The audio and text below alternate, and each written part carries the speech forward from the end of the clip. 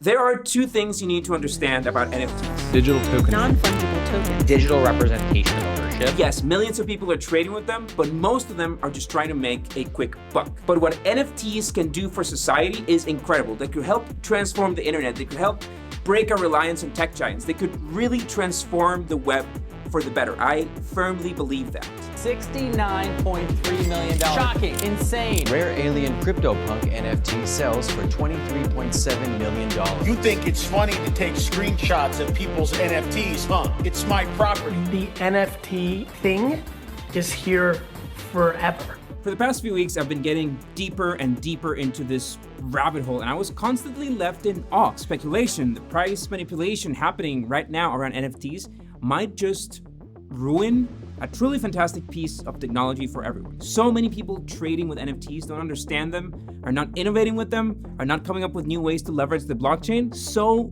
many of them are just jumping in to try to find the next collection going viral, drawing up the price, and then flipping. If I had $1,000 today to buy NFTs, what would you tell me to do? But I am getting ahead of myself. Before I dive into that rabbit hole, and I will, I want you to understand NFTs, and more importantly, what they could mean for the future of the internet.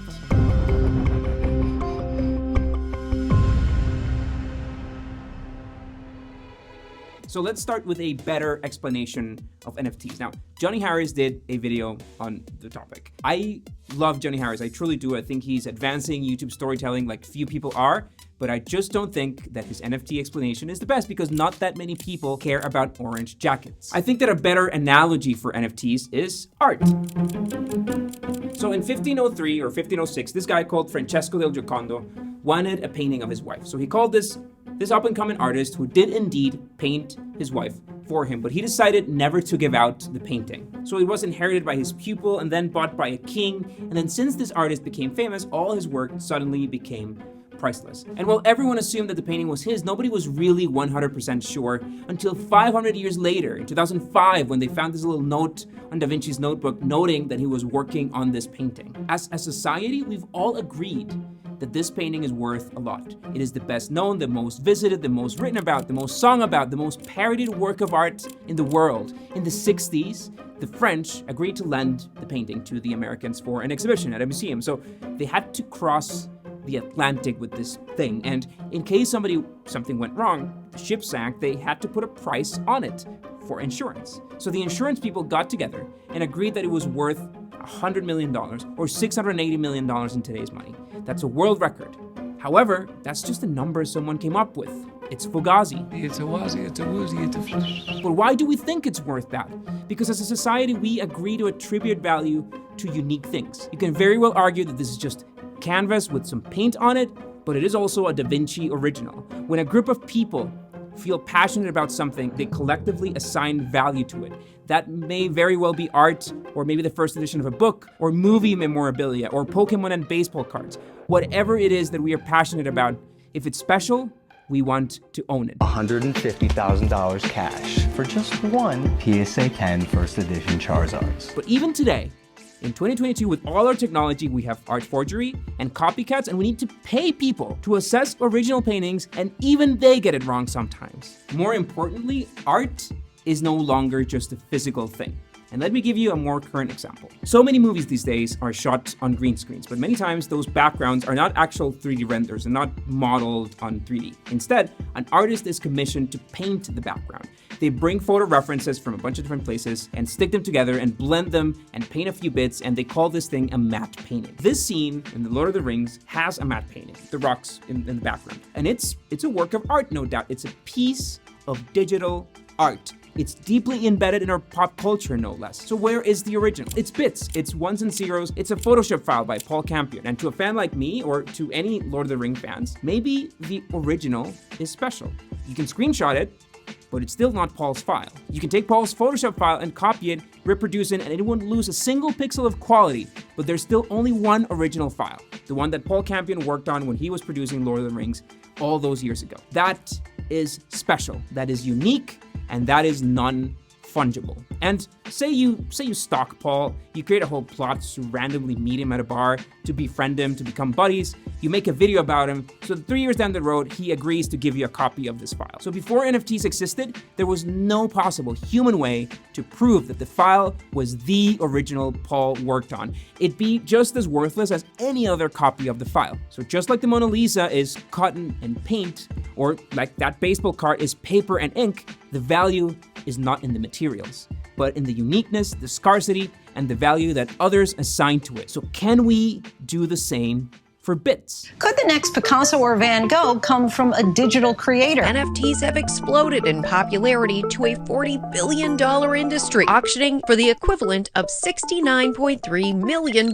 It's easier for us to tie value to a physical thing, but as the world becomes more digital, that perception of value is changing. So that NFT ownership, this certificate is stored on a blockchain, and I'm not gonna go into the blockchain in this video. We already did. It's one of our favorite videos from last year using subway cars, so go watch it if you really care about it.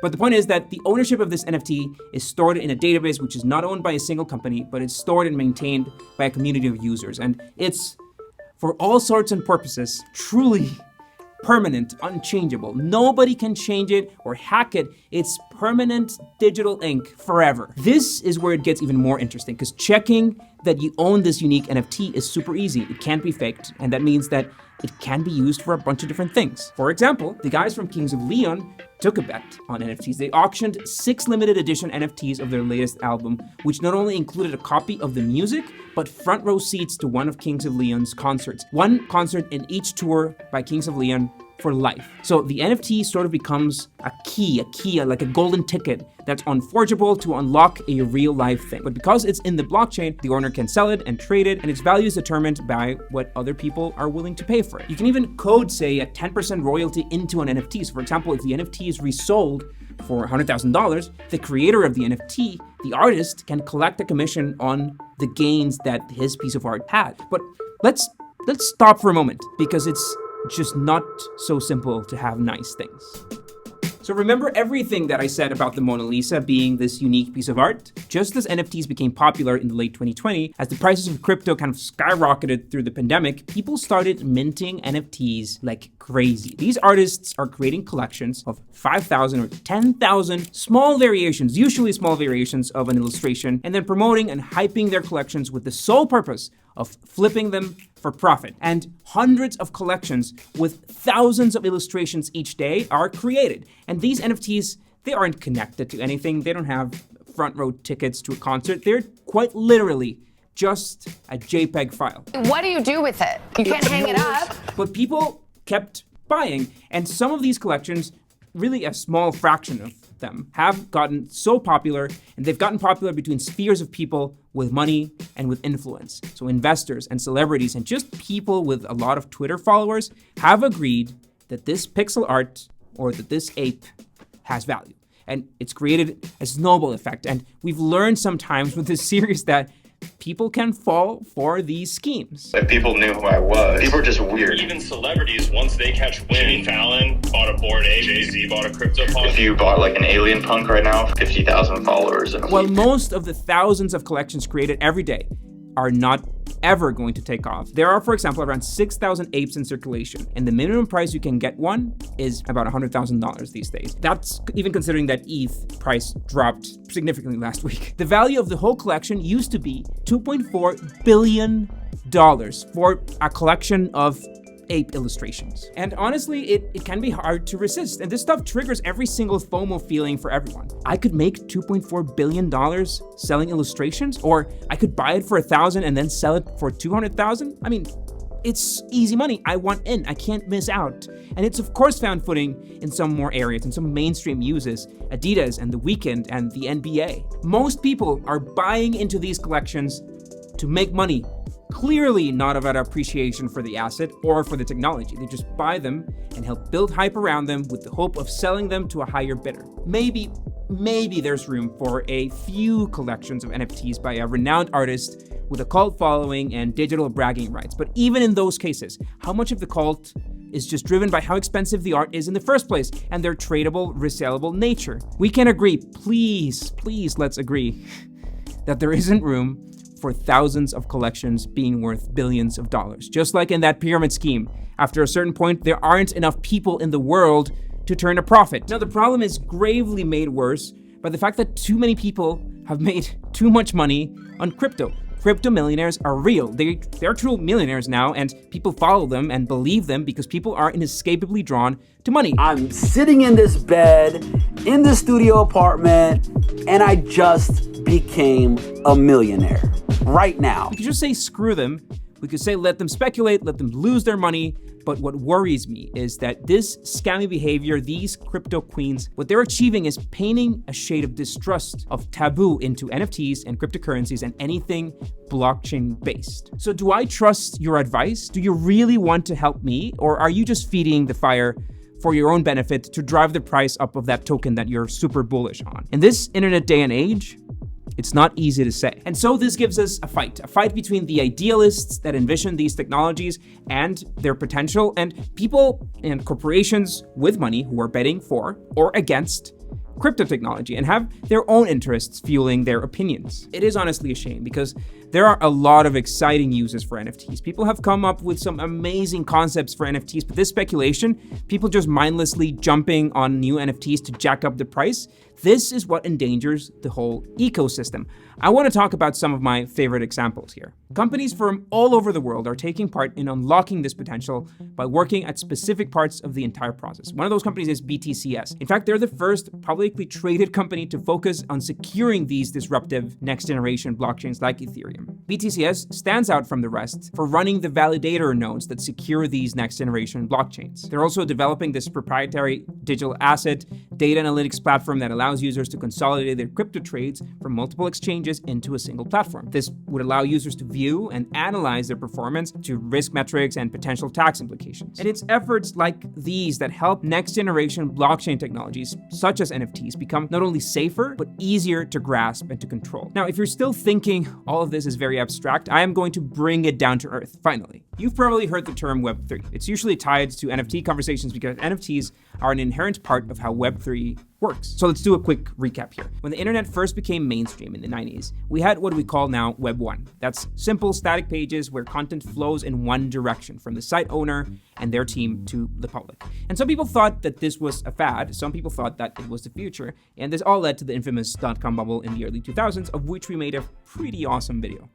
Anyway, after the bubble, the internet survived, of course, and a new kind of internet came to be. Because now the internet was alive, and it was powered by user content, blogs and videos and pins and comments and discussions and upvotes. These pages are empty shells. They're empty platforms owned by a company, but powered by people. So this is Web 2. But Web 1 and Web 2 are both centralized. Everything is provided and stored by a centralized entity, and they get to collect all the data. They own all the information, for good or worse. Looking at you, Facebook. Thanks to blockchain technology, databases no longer need to be owned by anyone. They could be owned by the community. It's obviously, I'm super oversimplifying here, but essentially, if you believe in this project, you can buy a stake in it. You can share computing power to power it, and then you can be paid in exchange for it. So maybe today Web3 is a little utopic, and again, all you can find is polarizing opinions about whether or not it's feasible.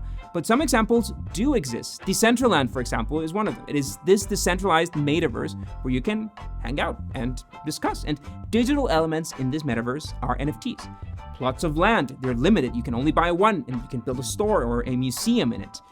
It may be too abstract, maybe it's too digital, but I want to get back to concert tickets. Concert tickets suck. You often have to buy very expensive resale tickets for high demand events, and that adds the risk of forgery. So now, speaking of music, this is Brian. He works at Republic, helping startups build Web3 companies. You're starting to see a lot of these kind of major companies, existing companies, play around with tracking the ownership of attendance or a ticket to a live event through NFTs. Kind of goes all back to community and how is the creator or the artist giving back or engaging with their community through this technology. And the stronger their community is, the stronger the bond is, the better the price action is, and the better the experience is for everybody. So if concert tickets were NFTs, the creator could bake a rule so that the ticket can only be transferred or resold once, maybe twice.